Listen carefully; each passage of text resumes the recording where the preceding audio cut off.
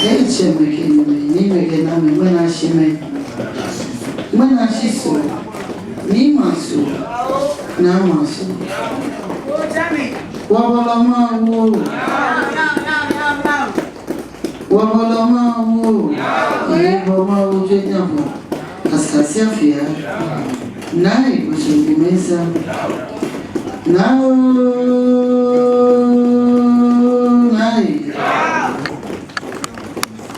now, Nai. Now, Libra, Shiche, Girl, Odo, King, Amalu, Obiam, Obeto, Menfor, Menyamu, Toto go seconds, I'm left friends, I'm to go to the place. I go, yeah, Osachuku, Sana, Oboto Bashu, Aglado, you do it, Tete Cola, away, Tomo, a few people, Obia Cassia, a time show it, oh, sure. Tell us, young John, love, who are from Bano. Every cook can be passing. China, what's at the new bank, laughing at me. What a photo must you have more? What only what's any beer, I will tell you what you like. What any more fair you like. What any can't fair you like. What any nigger. Much at me fair, what we should pay you like. Much at many of much at once she fair you like. What the wrong is fine you like. One way you'll be a family grown up by it. Then when you walk over to that, can't be I feel my shame. No fair, no, feel that you no feel it. Better she go back. Was an actual the film of Big Fiana. I get it. Government more be near Babashi. My she come. Who can you fame be when I feel your fame of doing number one of small for money. More fame never could have looked like him, no shame of the mama. You want to gun, therefore, money. No time in a bed. What time? No time or the look one time, number. Piano, I she won't pay. No, I feel a gun on my feet. When I feel go fair for me, I feel silly money. I feel bad. When they go, I feel a pursue for money. Now, what we say, we feel and won't she don't have a feel pursue where you go. Maybe never boyfriend or cafe, what you say. No one I feel no kind of know. What I don't Kawala the Shilemu. Nigga Finia, while a Putuna Bay, Najebu, Kaya, no Pujamato, no unfortunately, but I will see. Okay, ability at a game. No need to want no account. One day will only have to say, maybe a problem will have to come in. Can the form be better? What for Gandhi?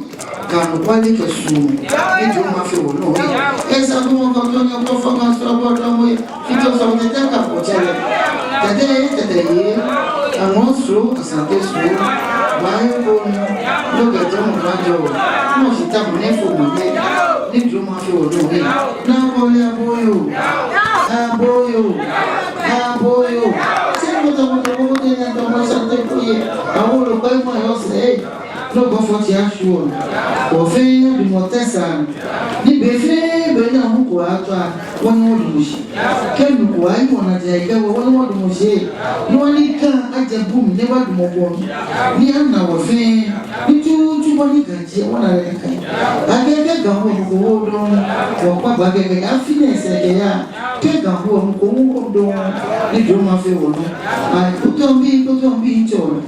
Take the put on black. I got that. Adamso ya molamba na ngoja for weekend na forsa le mapolita bomole ni blue joy nje nemba yako nyenu wotenye dami wotenye kujife amye ni watu mshofe kundwa for menu wote boshimoko ofe mwa yako na menu ni lele amewa na fo mwe ni do fa atwa no kai tuwa fe nyoti fu ablama to anu ya Iye be kula wulu ni sana kanyo. Ne wo mache enye nuba ni Asafoatse the first ni PR Ga Traditional Council ko ni iba for say yo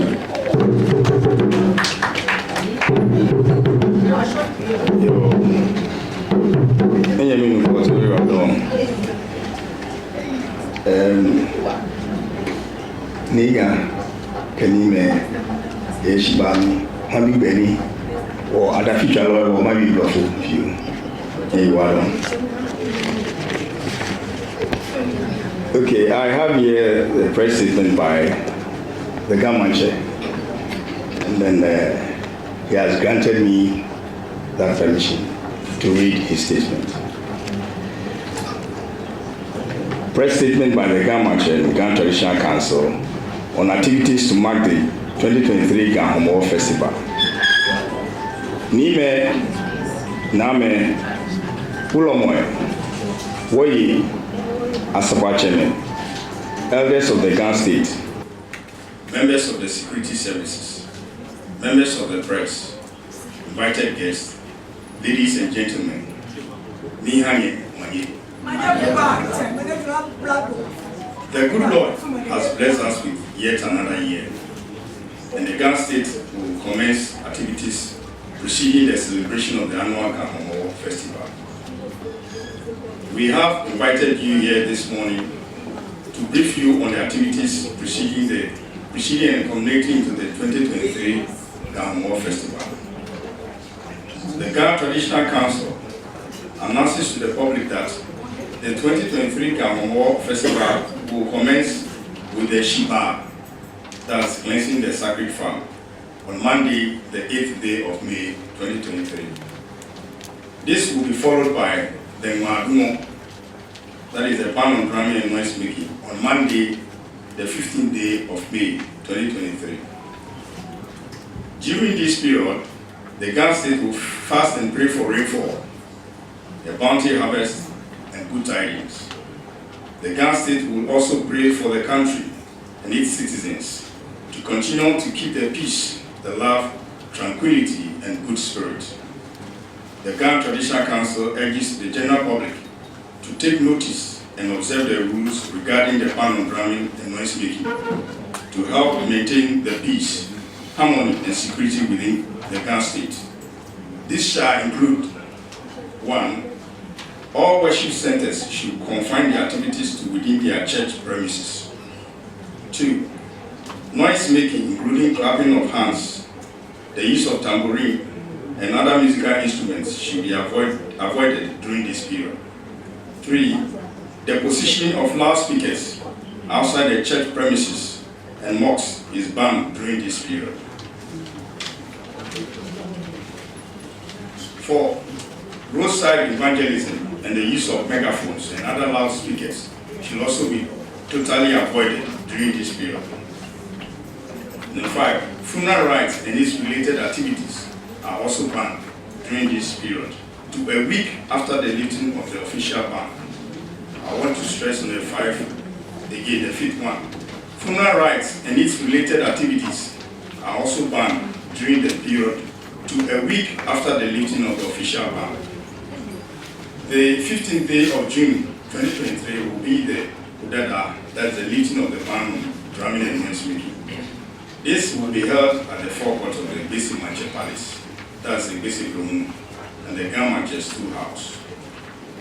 A task force working with REXEC and various metropolitan, municipal, and district assemblies has been set up to collaborate with the Ghana Police Service and the other security agencies to monitor and ensure compliance with the ban and prosecute culprits who fail to comply.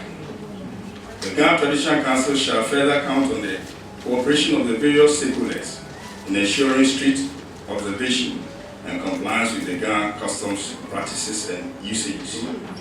The Ga Traditional Council, by this notice, entreats all persons within the Ga State to comply with the month-long ban on drumming and noisemaking and refrain from making derogatory remarks about the rites, customs, practices, usage, and beliefs of the Ga people.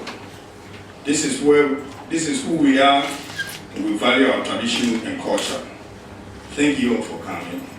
Afi o afi.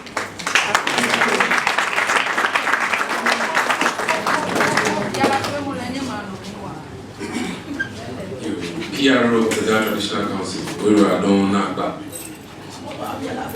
The Mobeni, H1N, a kind of Takusuni, it was an Ablami. Ficho, Ega. Bonafeni, Mabiu, Anyamushi. When I share the custodian of customary rights of the Ga State, Nai Wulomo, you are Blami, the Gamilo. Only one now in the Decade.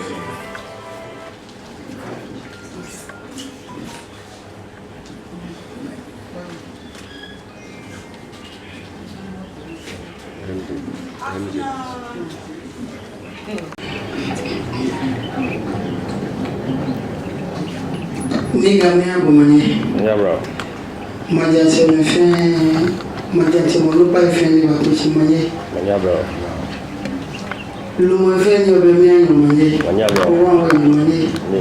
Ke o MCs ke amese dan lo fe ni am fe mo manye. Yeah, bro. O Asafoatse ni ke adafitwalo ke me titru fe ni ba ko chi. Mi hano manye ko. Yeah, bro.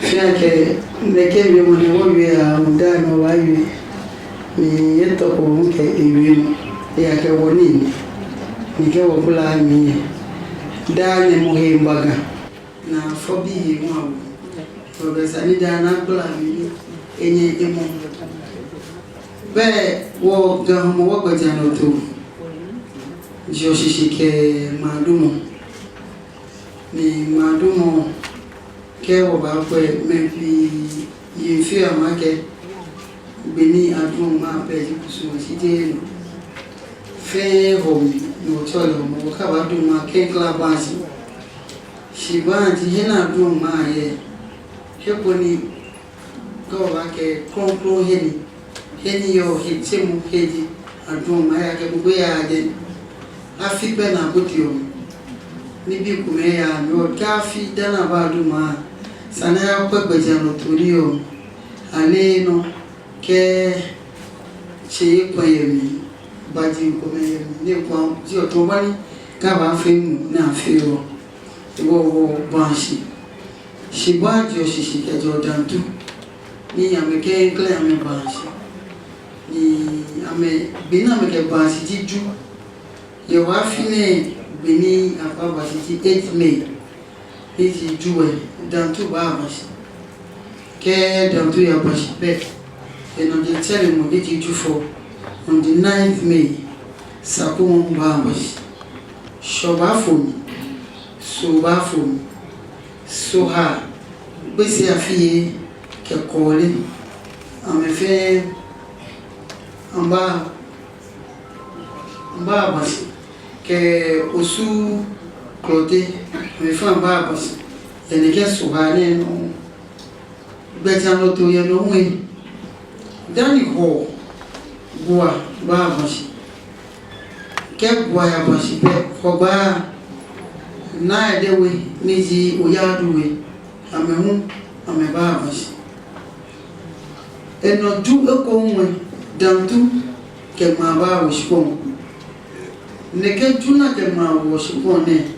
No diopo ke dio famous ke abashi anya afio no fe no si yara pe na fe ka abashi wa fe no wa tolala o ba jobo no ba nya wa blo si afe yara ye eko ni ma du mo sa ka abashi pe si believe ma ba spon ni ti ju on the 15th of May 2023 na kan bile aje ko ke di o fe mu shi ina kan gbile no fe no agbena solo kusu cheme ameno na ba fe ninu o ke mu manja ya ke mambi eje kusu fe lo shi mambi ano na ba fe di oti no wa ba pe ke ma te shi pompe atwa age apamble ke open ke batuko alo open ke sentuko nina ke foshin po ko shinyego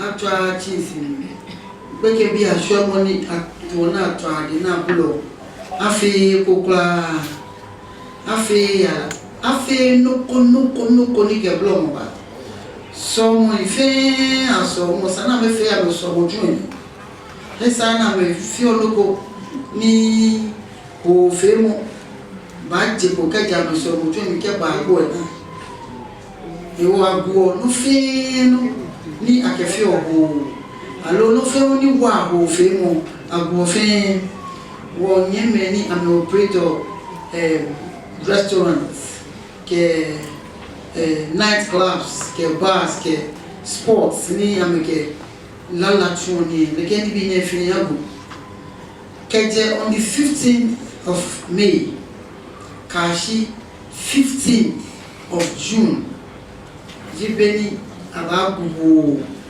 ke blog na agu ne ko fe mo ne fe ne ke bia mi no ko ba ma ake katie emo ba ma ake yele mo ba ma agbane wo ye lo ko ye nu na to le chile le mu akele ba ma e wo me ni ho lo wa pa fa ke se na kan pile ne ke ni bi ne fe ake ba ma abu ya la fe mo kula ka shi be na ba yu dada e no ti dam dani mo ko ba na hebe ni ke ya la ko fe mo ni efe o nyemme muslimi o pa mi fa tutu be ni ameto azan ni PA systems be ameto pepe na basoni o apa ma wo bi amine afi no je ko be ma ke no ni wo ke nya wo no ko me na ke fe po ke di wa gan ke hano ya ke shele mu ke sole mu ke ni bi ne fe e wa mo no na meto na boye ame megaphones ke rooftop sound projectors am fe won pa fai amegu da eneme ke ni bi ko ko na a show mo ni ke blow mi baba a ji o fe ye dem mo ko ba bia ke mi ne o sana fe ko ke di o lele ke o pe wo meni ke Kristo jamo kuba amema malego na ke fata Kristo jamo na kono na keja ni vemo kuye ni ko akemeni the Lord in his holy temple let all the earth keep silence before him ni to akepo ke dio fimo ehenya na onyemo sofo ni o na me bi na me fi o quiet time na me kwa ka me fi po ke dio na me ya me bolo yin ke noni ibaka mi e wo ke ga me ke ni fi po ke dio nyonko mi esa ni nya wawo ni nya fi di mo ni nya kwe ni nyu ma we ke to mi se gbe be ni a fi ho no ko be pe o to fi po ke dio e mo ko blom ba gba o na mo ko blom ba hani o ne to ni o fi se na ke gan fi wo sori ka du ma pe lo mo fi ke wo ye ku so fe lo fi yin ma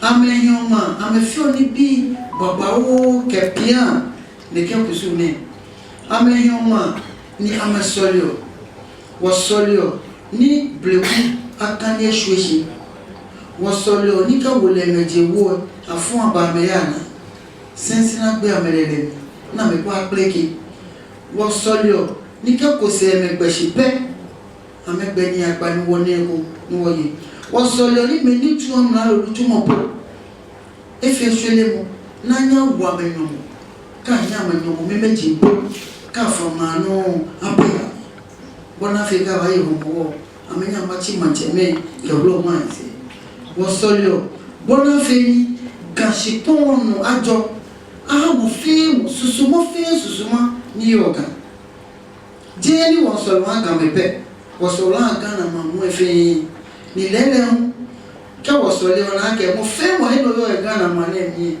ke o bagambe ono fe na chake oni na mo o boye o mo ko ba ke business opportunities pi ega ke ga me wasole mo ga ehi ni amuko ga efe ye ko ni ke mo ko ba ibanna shele mo o fi ene me ne fi e wo ke ma te shi pompe be won pa fa mo fe mo no fe no fio ni e ke ho fe mo ba sa no kuda wa ya Asafoatse me ni amepo ne ke ho fe mu ne ni ameya koban ke ha wonye me so mu ke meni operator hiche jemo he ne na me to ala like ni bi ne fe wo ya Asafoatse meni ya won pa fa yake mambi e fe awa na nyi atuni ne fi umanye ke awo no ko pe ake ba traditional council na ke ba to aha bo afio inventory na ha copy Asafoatse no nye copy bona fe ni ke onye se ke ba we ato ni bi e ka fo na to ebla moye fio ni di kusum pe jano to no ko atu e ka ko ni bi e be ko me wonye na so fo ni ankulo so mo titiri belo ba ya so mo to na atala na ni police no du mo sina ko bile e ba ke e pe o mo ta flat e don bi so no ni wo ke fili kusumi ni sani wo fe to fe wo to bon wo sisipe wo fe refo manye wo wa pa wo police wo e fine ke task force ni yo all municipal assemblies akeke aduma be ameka Asafoatse me national bona fe no fe na fe pepe tutu ko ke assembly se lo ni bi ameka ya no office ke wona won pa fa assembly sa me duma ame fe kusu ama me no di ame kwani wo ye ni betia no to ke ma fale fe mo ke ni bi ko ni fitai ni ke no ya baba lo di ame no ka pe ne manja teme ko mo lo di ame no to mo e wo ka be ne aduma ni ye he no ye wo de be fi ebo o ba pa ni fai lo be ni no sinye ba wa wo bona fe Asafoatse me anya kudo betia no to ni e fe wo manye e ha wo fe ke afama ni di na gbe no na ba afama ni di on the 13th ka afama 13th June na fana be ma be on the 14th ni di show bile ba fu ke afama po ke bi o e kan yolo me asusu mo ko amake ka fana be ma no be sani abonje na kan show ma po ke bi o abu olo so lebi eyemi ka shi beni majate me ke ulo me ke wo ye fe ba pe ye gbese blomu en yo dada to yi ni gbese ni ja donti e ba ti ko ke o dada mi ke ba gbese blomu en ni gatete ketete fin ana dani ni gbese ashwe milen edumo gan fin na ni ashwe milen na ke gbele ho ke blomo ke no fe no na eko kona ke mu madumo na fa ke mu na gbeni ni gbese ba fe na kan kuso ke ni gbese eshogo dada no ya gbona na no ni o taloko aba he odi ya ka gbele ko gana to ba pa fa ene me fe wopo ni wo ka tuni agbele ka du ma e gan akọwa ife ni o aka maje shishi aduma akọwa ife ni o sepe shishi aduma akọwa ife ni o tublo shishi aduma akọwa ife ni o abola shishi aduma akọwa ife ni o asine shishi aduma mbokwe kaka ke oyebie ni oyebie ewo yeni wo lo efata aga dabi nleshi alaka akọwa fe ni osisi aduma kasi beni ni gbese ba so dada na ba pele na moko be de gbe ni efi onoko ko ke fata no ni wo fi o jeme no mu ayakusum ni wo to le ko dada ti be na yo bonu na ke gbele ogana gbese man tepe ni yo egbe ni yo bonu ni ke gbele ogana ye ko dada bile ke egbe na ni majate meni obi eshi amete ke hani ko fogan ka mete yiwo ame hani we mo shode akedele ni gbese egbele gana wa gbe na gbele na ke ha kusun femo ke ha ho femo ke ni bi ko ko me ni fatai o fa ni bi na ba yu dada eno chi da na ba fe yala wo no fe no na ba fe yala fe mo be mi be ga ochi da shuwe no e ko enne me wo fi o ka wo sumo ni wo ya to mo ni wo ya mo shia ni ke serve yen na gate ni serve yen na gate lo shi ne gbele ebo e toko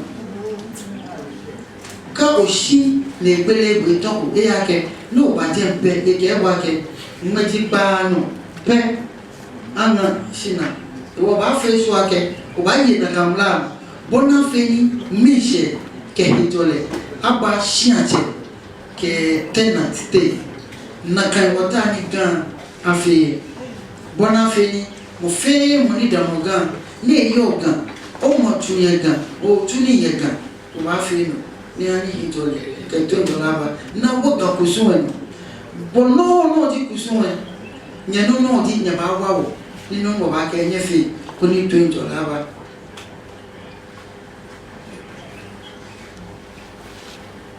agbeneke agbenape abaya hisho bulem bina ba bulem sho ka bulem sho pe dani chile banye ba ma chile di gan lo na ke yomo e wo ke ma te jipon pe chile un emumle ka fa pe wole me banye ke chile abaga no niga kwa wuku ni dantu kwa wuku ni sempe asine abola akamaje amefe amekwa amekoko ni amewacho na kesho ke ni gbese afro so yi ke kwa okoko ni odublo nkwa okoko ko ni afro ke efe pepe jame no nwe ke abule so tufo so ba fomi so ba fomi et non ho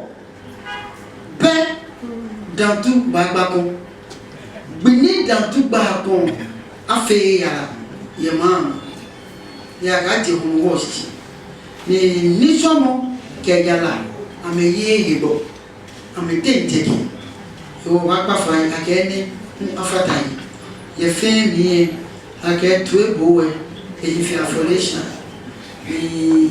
and I go no kuke yes amasa no this forward coffee yes amasa pedana have appointment ya koke hishi bantu be wod mo kan fe na boni woke afini kusu fe mo boni yoni meni no ko mene wo plan meni no mo wo mo no mi wo ha de ka wa fe ko mi enele meti ba wo ake MC se won pa mi fai ameka me ni Homowo shedan dana gbe na gbon ameta wo ameka me ni gan letters aba de dan isumo machegbe ni mani mache mo fin mo gbe o shi isumo mache ya ni me so amekwo wo beke bona fe ni kusun aba aduma for municipal chief executives I donate Clara equal 2,000 pieces 3,000 pieces ke da ke shika wo ye ke lo na ke fe kusun ke fe for fun and special appeal ke de fe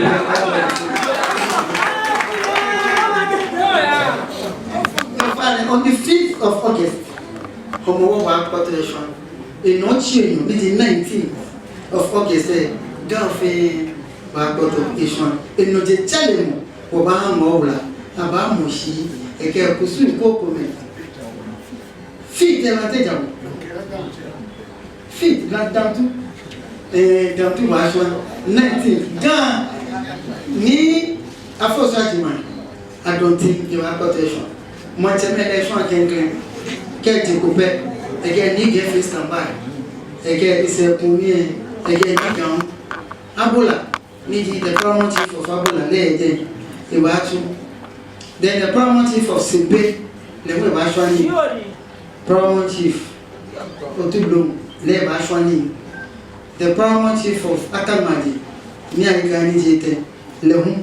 Actually now me fear me kewa Ga Mantse lehu ibashwani na ke wagan leji no the 19th o fe mo bashwani eno ho ba wo wala Homowo kam ya o kashi Mantse la ke October no mi na ba to ma e ga pe le wo gbe na keke wo no fe no na kula wo ba ba fa emi to so mo je me ke e ta ti fa se ke o fa ne kala la o ne ke ta ba no nya la lo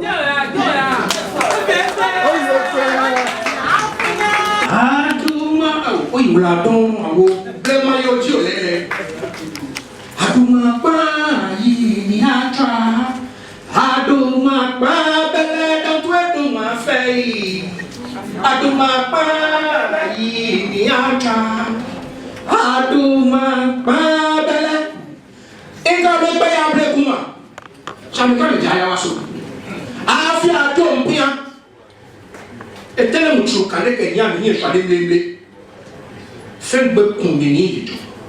Ibi amaka ne ba me ya. Amika me baga. Amika ma be ma wo shibon. Nwan na hwe no. Hia jo ni mle akwen. Inna ke wo minche. Ni bi aga me ma fi o. Amika nke bi ani ye. Shijo na fi o di o. E je bi ami ni ta fla che. A si te kle afla na ya manjalo. Nitoi beke wofe anyako ajui ajawocho wofe ni fefel afi adobia onya menye kaba ni mama wo blishi o ba ye mo wo awu e Nigerian ya fo bake ni gabi ya e kwanye bi o de kan nabi awete fa ase ise checho Echeme me ase. Okecheme be okemo.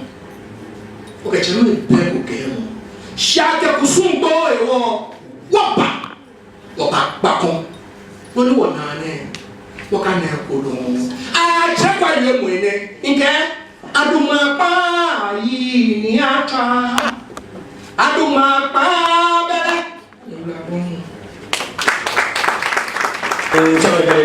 Ni begada me apete shafa shiba program ago amen ni begada me ya Mantse ya Wulomo ya waya wuli ya Asafoatse ya ya Medije amlaluwe ni fe oke maye okay, afina ya ni ebanina ofe. Osafi de ne wato ta beja no ojuba. No fe no ke be no. No ni bio meneji. Ake po ke dio. Ni wala be ni ne bomo de no ye ke mna ne no. Osmoni alake a sheyi ketrala. Wole kewoni ni shono ya fensa ya pa mama bila nwe wo ba da je fe ne shin na me ni ha mo fi e kume wo ketra mane ke machine obi ne nkwe wo e ane wose ko ahia wo Panye fai no kwa fimo ku. Hana wasuma. Kalma jaba.